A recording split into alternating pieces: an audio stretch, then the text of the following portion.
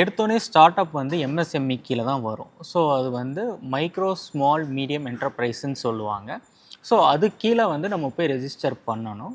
அப்படி ரெஜிஸ்டர் பண்ணுறப்போ உதயம் சர்டிஃபிகேட்னு ஒன்று கிடைக்கும். ஸோ அந்த உதயம் சர்டிஃபிகேட் வந்து நம்ம என்ன பிஸ்னஸ் பண்ண போகிறோம், யார் அதோட ஃபவுண்டரோ இல்லை ஓனர்ஷிப்போ இந்த மாதிரி டீட்டெயில்ஸ்லாம் நம்ம கொடுத்துருவோம். எந்த இடத்துல வச்சு ஆரம்பிக்க போகிறோம், இது எல்லா டீட்டெயில்ஸும் பேசிக் ஸ்ட்ரக்சராக அந்த எம்எஸ்எம்இயில் நம்ம கொடுத்து ரெஜிஸ்டர் பண்ணுவோம். இது வந்து சென்ட்ரல் கவர்மெண்ட்டில் நம்ம ரெஜிஸ்டர் பண்ண வேண்டியது. நீங்கள் வந்து உதயம் ரெஜிஸ்ட்ரேஷன் அப்படின்னு சொல்லி தேடினாலே, கூகுளில் தேடினாலே உங்களுக்கு கிடைக்கும். ஸோ அதில் போய் டீட்டெயில்டாக நீங்கள் என்ன பண்ண போகிறீங்க, என்ன மாதிரி பிஸ்னஸ் பண்ண போகிறீங்க, இல்லை என்ன மாதிரி சர்வீசஸ் பண்ண போகிறீங்க, யார் அதோட ஃபவுண்டர், எந்த இடத்துல வச்சு பண்ண போகிறீங்க, உங்களோட மினிமம் இன்வெஸ்ட்மெண்ட் என்ன, இந்த மாதிரி பேசிக்கான டீட்டெயில்ஸ்லாம் கேட்கும். ஸோ இந்த டீட்டெயில்ஸ்லாம் நம்ம கொடுத்தோம்னா நமக்கு ஒரு உதயம் ரெஜிஸ்ட்ரேஷன் வந்துடும். ஸோ இது வந்து ரொம்ப பேசிக்கான ஒரு இது. இந்த உதயம் ரெஜிஸ்ட்ரேஷன் வந்துட்டு நம்ம ஒரு பிஸ்னஸ் பண்ணுறோம், நம்ம தான் பண்ணுறோங்கிறது ஒரு ப்ரூஃப் மாதிரின்னு வச்சுக்கோங்களேன்.